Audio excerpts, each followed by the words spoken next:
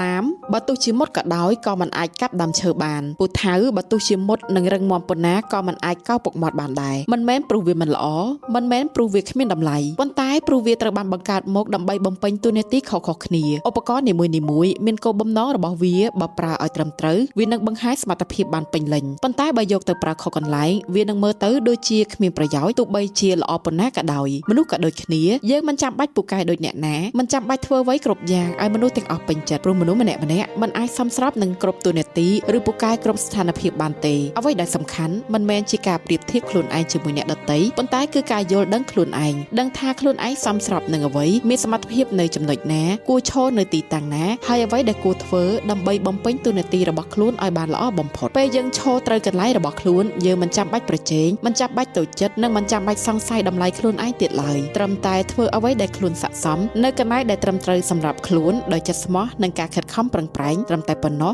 យើងក៏មានតម្លៃ